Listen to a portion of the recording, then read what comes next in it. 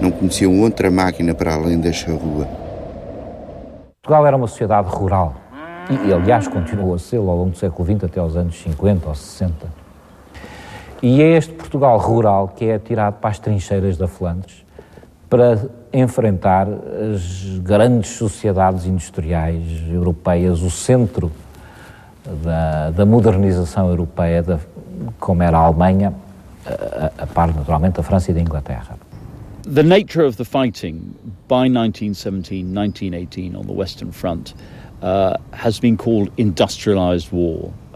The shape of the battlefield was affected profoundly by heavy artillery, by tanks, by gas, by barbed wire, and that really required an adaptation on the part of the individual soldier.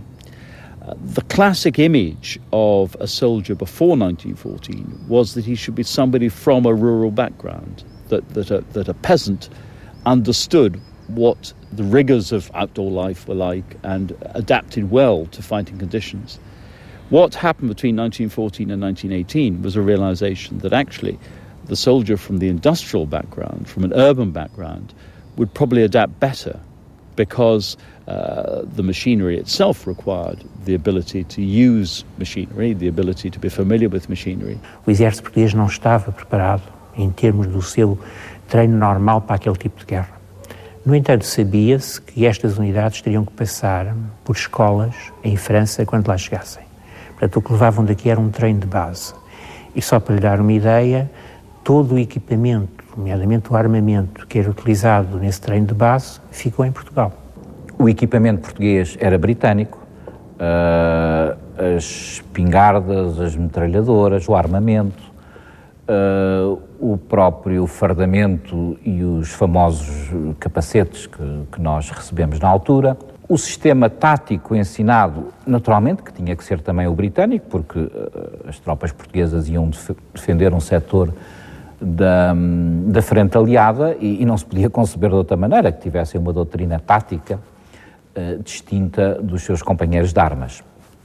Ou seja, o abastecimento em munições, em víveres, o armamento, o fardamento, tudo praticamente estava dependente do abastecimento aliado.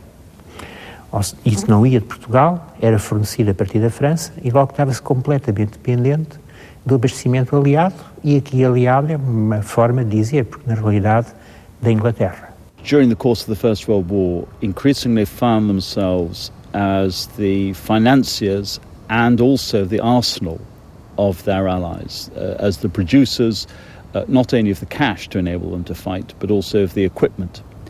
You need to remember, of course, that the Portuguese army was designed above all for war in Africa, and of course had made a major contribution to fighting in Africa, and that's where the bulk of its commitment lay.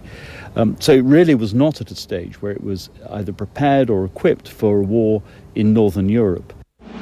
O voluntarismo do governo para participar militarmente no palco de guerra europeu levou à nomeação do general Norton de Matos para preparar, em Tancos, o corpo expedicionário português.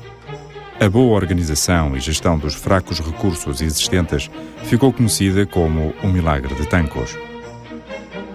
Após a parada de Montalvo, o CEP seguiu desarmado para a frente ocidental. Ou seja, o que seguiu para a França foram, ao fim de algum tempo, 2 divisões, mas 2 divisões que não levavam nem equipamento nem armamento. O armamento foi todo ele recebido em França quando elas desembarcaram. Os primeiros embarques começaram em fevereiro de 1917, prolongando-se até outubro. Normalmente, eram feitos de forma confusa e à noite para se dissimularem. O comboio era escoltado por navios da Armada Inglesa. O navio Pedro Nunes ficou conhecido como o navio fantasma pela capacidade de evitar os submarinos alemães. Os soldados, chegados a Brest, desembarcavam e eram enviados por via férrea até à zona de Aire-sur-Ly. As unidades, à medida que iam desembarcando, em nível de companhia e de batalhões, eram encaminhadas para as escolas do exército inglês em França. Era nessas escolas que lhes era dado um curso sobre a Guerra das Trincheiras. Depois, pouco a pouco, é que as unidades portuguesas eram colocadas na frente. Foi um processo que demorou longas semanas. O que era feito era, quando havia uma companhia que tinha passado por esse curso, uma primeira companhia, era colocada num batalhão britânico e durante uns tempos ficava inserida no batalhão britânico.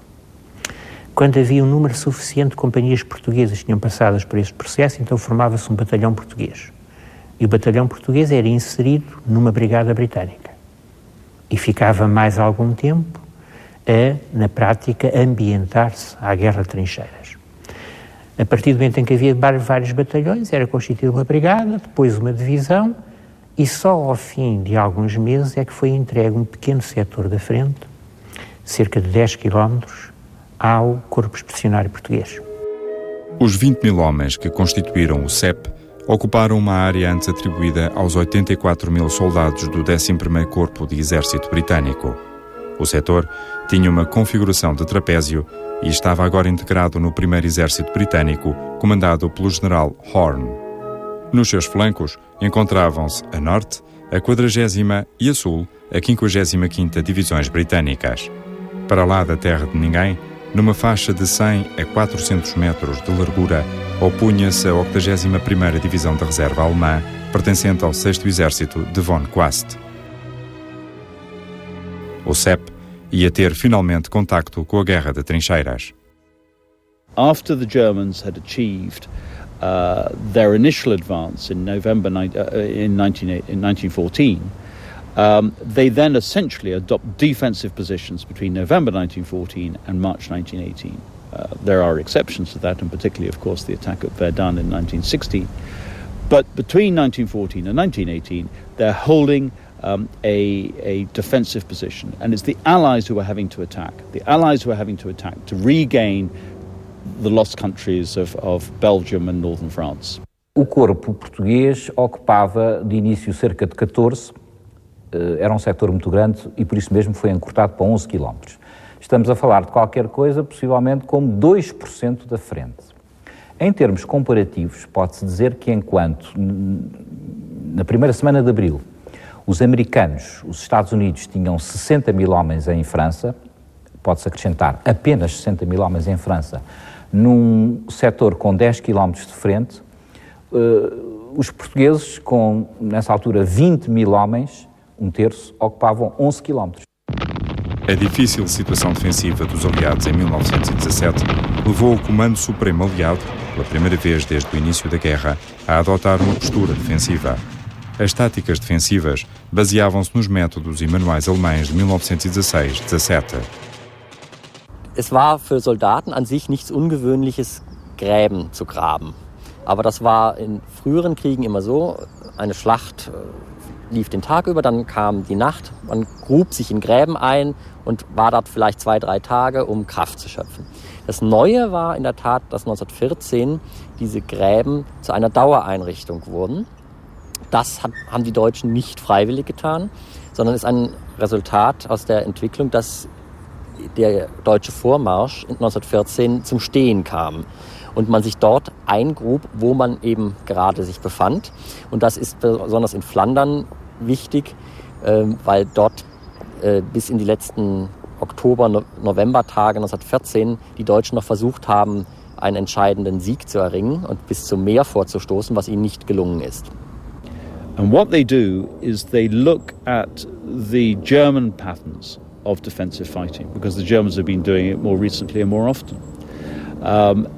And the principle there is that you don't hold your front line very strongly, you hold your second line more strongly, and you have a reserve position as well. So you've effectively got 3 positions, one after the other. Em teoria, as defesas deveriam ter 15 km de profundidade, escalonadas em 3 zonas. A linha da frente era constituída pelas linhas A, B e C. A linha A, fronteira à terra de ninguém, sofria maioritariamente o contacto com o inimigo. In the conditions of Flanders, that's really rather hard to achieve, partly because the ground is so much closer together and the objectives are so much closer together You can't simply let the enemy come into the first position and go on to the second position. 1 quilómetro à retaguarda,